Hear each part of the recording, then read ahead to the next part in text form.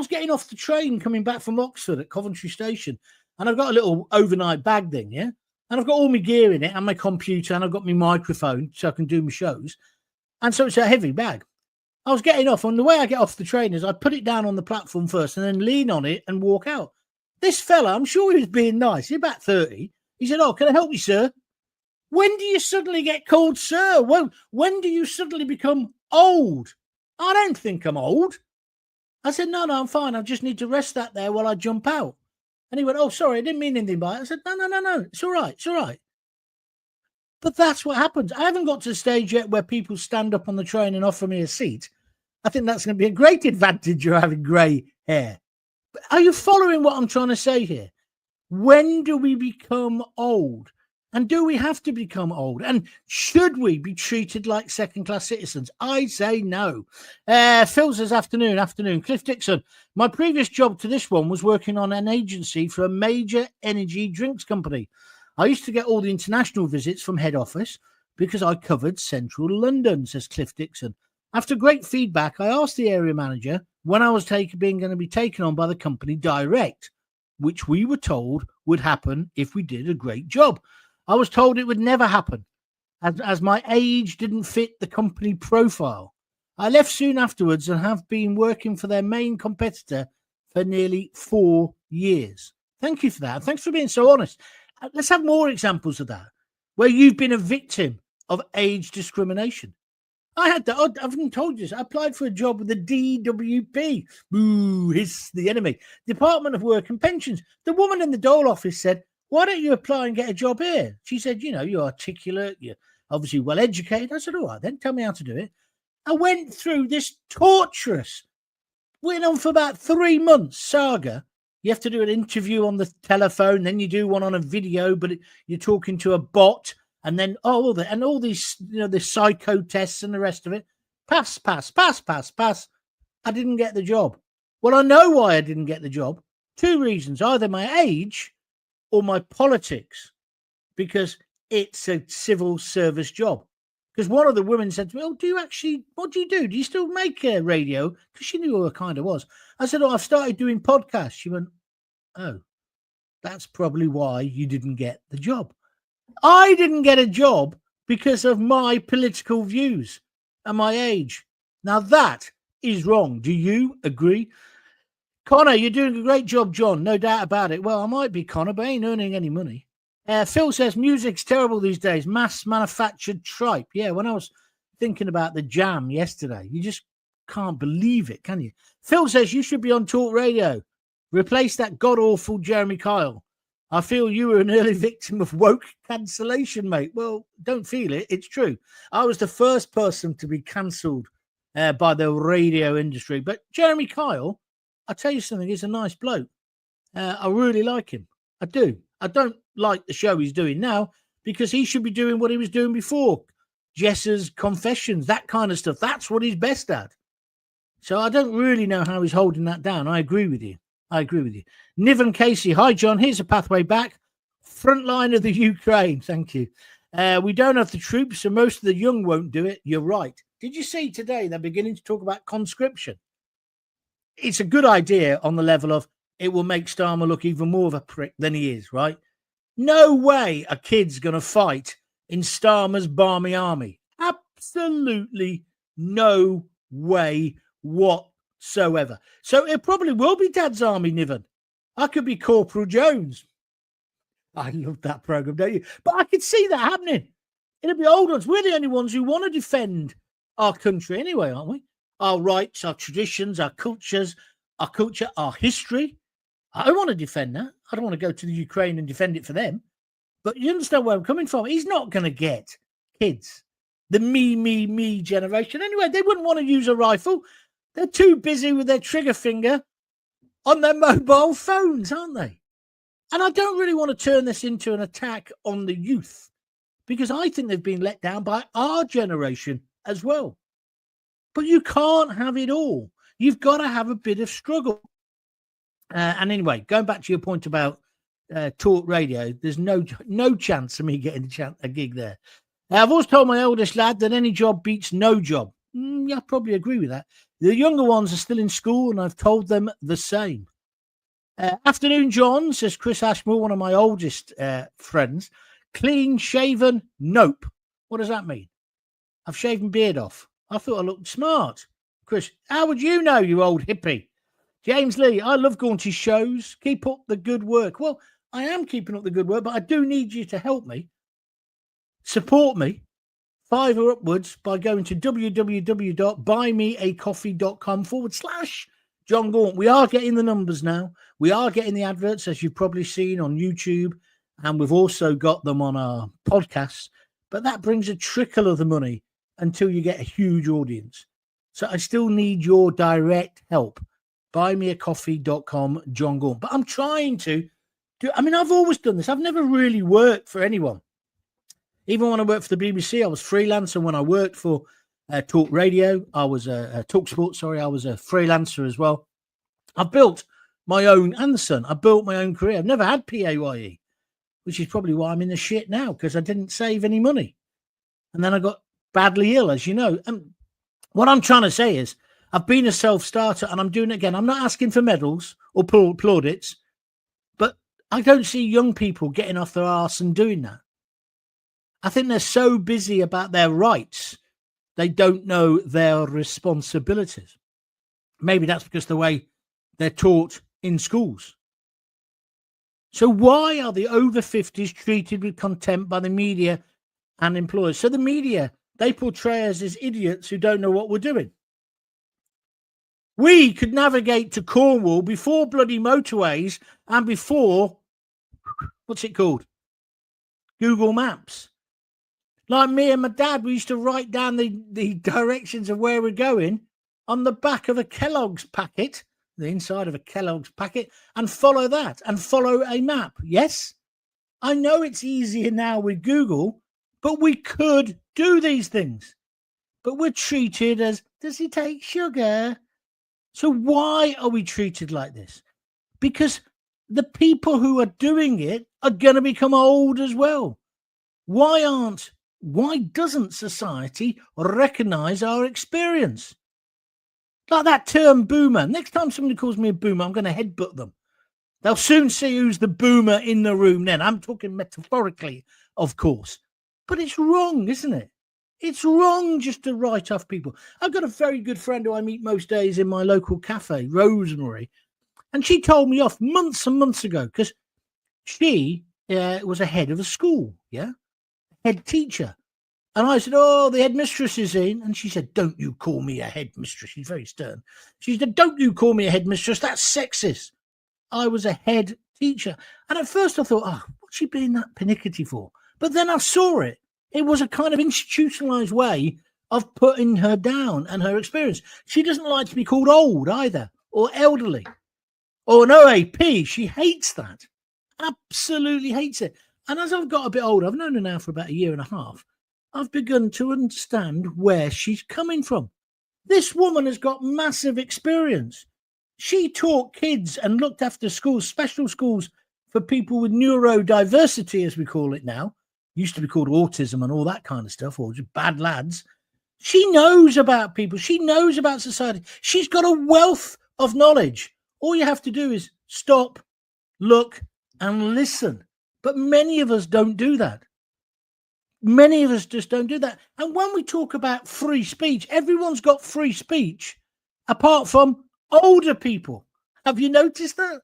We're boomers. We're gammon. We vote for Brexit. We vote for Nigel Farage. We're the filth. We're the right wing. We're the far right. Are we? Or are we just people who've got experience of life and have got a different perspective to the trendy London media? Going back to that girl I was telling you about on that TV station, it's just ridiculous. We're going to be doing this all day. Oh, I'm so excited. There's never been another strike or demo in London before. Take her outside. Cool her down. But there's loads of them like that.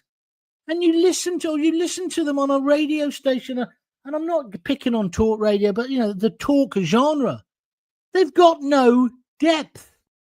I've stood in puddles which are deeper than most of these people's understanding of how the world works. Can I get a job? No. I know mates who are architects, mates who are town planners. Can they get a job? No. Too old. They don't fit those psycho tests. What the hell are they about as well? With the DWP job, right? Everything was like, Muhammad comes to you with a problem. Abdul, then it was literally every other name was a Muslim or an ethnic name. I should have kept these forms because they were a cracker. They were like, no, why can't it just be Rich comes to you and asks you this question? And it was like, how would you handle this? And what you had to basically do, which I think I passed because I just lied, I just gave them the answer they want because I've got a bit of a brain in my head. But they wanted the common purpose answers. So the answer wasn't pull yourself together. Oh, somebody has been bad-mouthing of you. You're told about this by Muhammad. You confront Abdul about it. What do you say to him? Of course, the real answer is, you've been effing talking about me. You do that again and I've put you right across that wall, right? But you can't put that. Not if you're trying to get a job with the DWP. DWP. It's ridiculous. So you lie and say, oh, we'll go and have a chat and talk about it in an inclusive way. No, you wouldn't. You'd give him a slap. James Lee, I love Gorty's shows. Keep up the good work. It's true. I'm only saying what you think. It's all nonsense, isn't it, all of this? All nonsense. Jared Neary, Labour want to call other people terrorists and they are against older people. They want to call older people terrorists and they're against older people. You're right. I'm now getting old because my seat customers call me uncle. That's true. It's like when people call you sir. I got to say in earlier clips. The Overton window has shifted so far to the left. David Blunkett would now be considered far right. You're probably right there, my friend. Those of us right of centre have been gaslit for so long. Everyone thinks we're far right. Even moderates are branded extreme these days. We need to rebalance the spectrum. Well, I think that's what I'm trying to get at, really. I think that's one of the things I'm trying to get at. People need to listen to our experience of life. And of course, we've got to listen to young people's views. I mean, today they've done a whole new thing about knives, haven't they? You're not going to be able to buy a knife now. I mean, I can understand why if it's a kid, you don't sell them a knife. And you might want a few more rules in there. But to watch that stupid Yvette Cooper on the telly this morning, oh, it's so important. She's like that other girl. They're almost orgasmic over minor, ridiculous things. We're going to stomp out knives. We're going to blunt the end of them. Encouraged by Idris Elba. Right? But it's just nonsense. The answer is I can buy a knife because I'm not going to go and stab somebody and kill them, generally. But we know who we shouldn't be selling the knives to, don't we? And it's not the knife or the gun that kills somebody. It's people that kill people. And then if you were tough on crime, see, the problem is we've got Sadiq Khan in London, who I see is now saying that he's winding up to have another go at Donald Trump. That's the problem. We're so stuck in diversity that diversity is only for people of an ethnic background or women or gay people or trans people or whatever. But it's not for older people who might have traditional views about our culture, our heritage, our way of life. We're not allowed to hold those views. They don't count. Well, I'm not saying that our views are, my views are right. Obviously, I believe they are. But I think I should be allowed to debate them along with somebody else who says I identify as a fridge. Haven't I got as much right as the fridge to say, well, actually, I'm a white, fat, heterosexual fella who believes in tradition? No, because you're a gammon. You're a boomer. It's nonsense. It's absolute nonsense. We have diversity for everybody apart from the majority. And I don't understand that.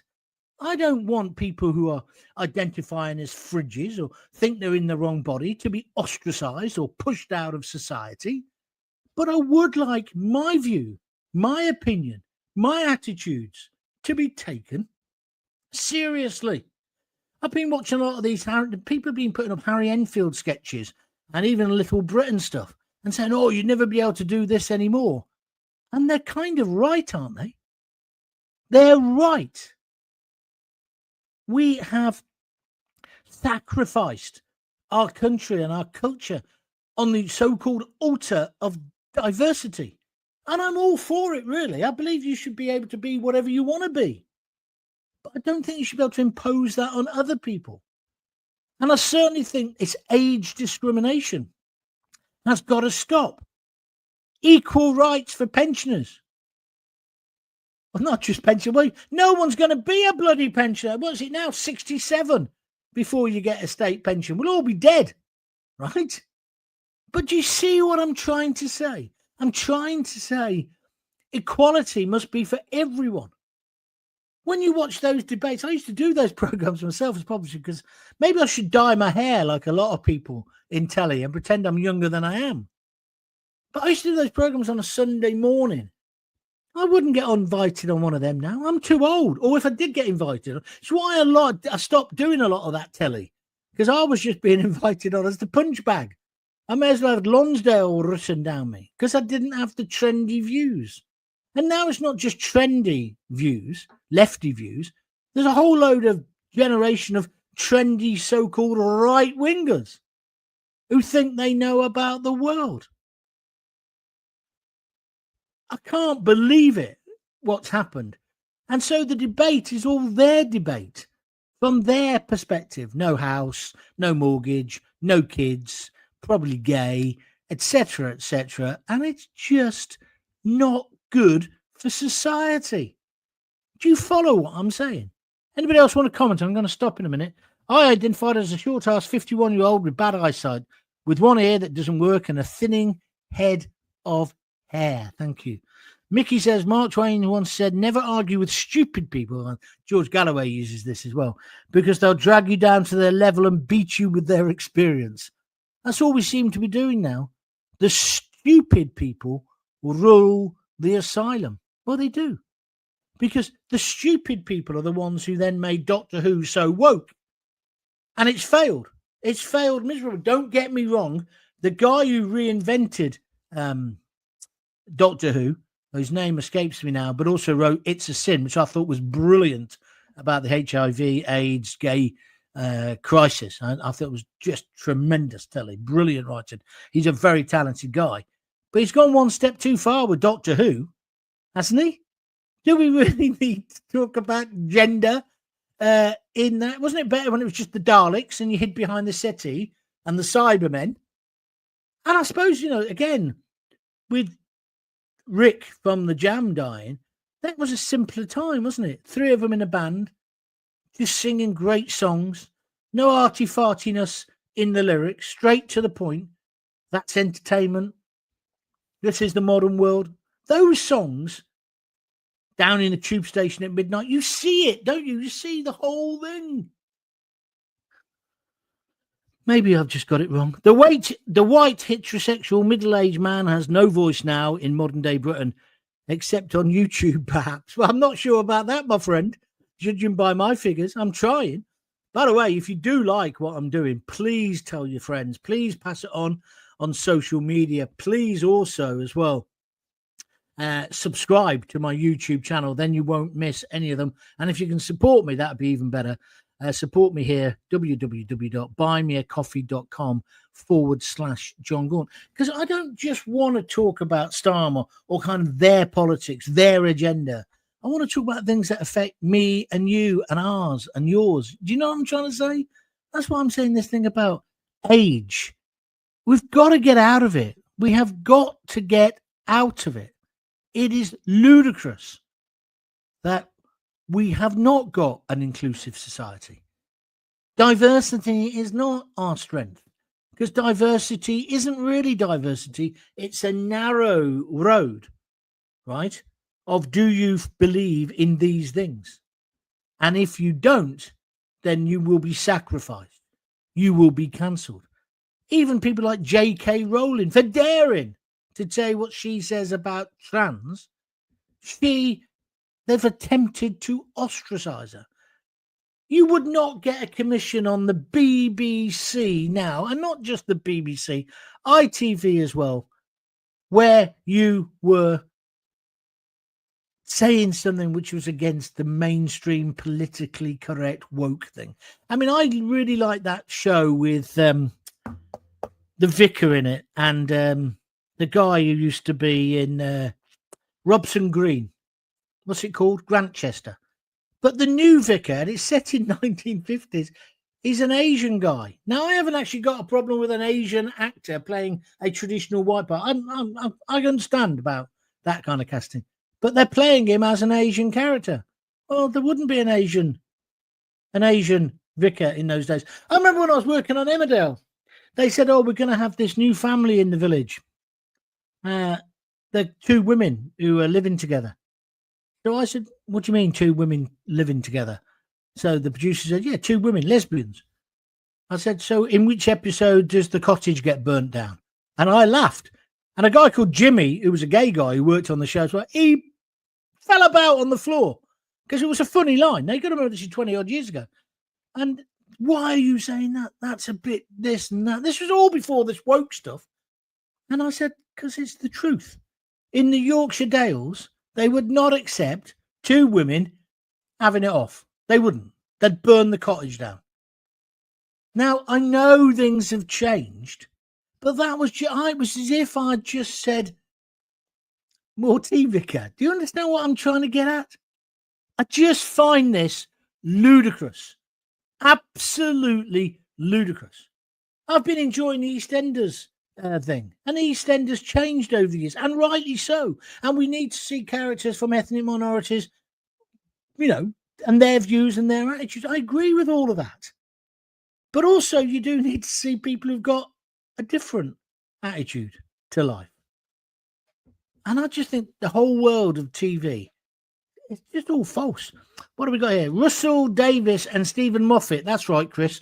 Russell T. Davies is the genius who reinvented Doctor Who. And Steve Moffat, he took over there. He's a great guy on telly as well. But I'm sorry, Doctor Who's crap. They've messed up with this new Doctor. Not because he's black. I don't give a shit what colour he is, right? But did you see the one where they're talking to the little monster? I mean, it's just nonsense. They'll have Daleks soon identifying as Cybermen. It just can't work. It just doesn't work.